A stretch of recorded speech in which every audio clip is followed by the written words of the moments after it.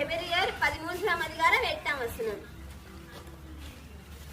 இயேசு கிறிஸ்து நேற்றும் என்றும் என்றும் மாறாதவராய் இருக்கிறார். இதுல உங்களுக்கு பாட்டு என்னன்னு நீங்க கண்டுபிடிச்சிருப்பீங்க. ஓகே, பாட்டு என்னன்னு சொல்லுங்க. சாந்தி படிப்போமா?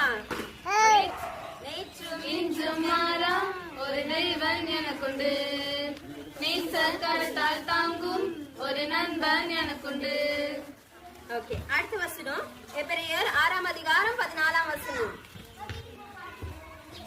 நிச்சயமாகவே நான் உன்னை ஆசீர்வதிப்பேன், ஆசீர்வதிக்கவே ஆசீர்வதிப்பேன், உன்னை பெருக பண்ணவே பெருக பண்ணவே. சரி, இது யார் பாட்டுன்னு உங்களுக்கு தெரியுதா? நல்லா யோசிச்சு பாருங்க. இந்த ஒரு பாட்டு என்னண்டு?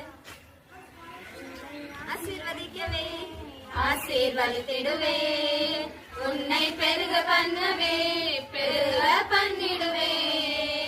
சரி, இப்ப கூட எங்க சர்ச்ல ரொம்ப அழகா வசனத்துல இருந்து கண்டுபிடிச்சிட்டாங்க. யாக்கோபு 5ஆம் அதிகாரம் 15ஆம் வசனம். இதை பார்த்து கொண்டு இருக்கிற நீங்களும் பைபிளை நீங்க பார்த்து கண்டுபிடிக்கலாம்.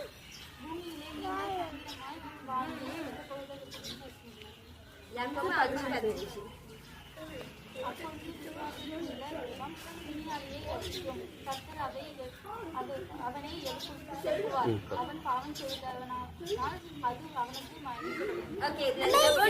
என்ன பாட்டுன்னு தெரிஞ்சுதா? ஜெபமே ஜெயம். எல்லாரும் சேர்ந்து படிப்போமா? ஜெபமே ஜெயம், ஜெபமே ஜெயம், ஜெபத்தால் ஜெயம் ஜெயமே. ஓகே, அடுத்த கேள்வி.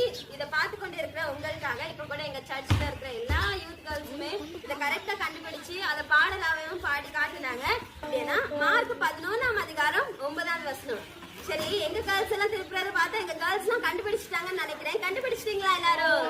சரி, இவங்க கண்டுபிடிச்சிட்டாங்க, ஆனா இவங்க பதில் சொல்ல மாட்டாங்க. இதை பார்த்து கொண்டு இருக்கிற நீங்க இதுக்கு கரெக்டான ஆன்சர் எதாவது கமெண்ட் பாக்ஸ்ல தெரியப்படுத்துங்க. Thank you for watching. God bless you all. Okay.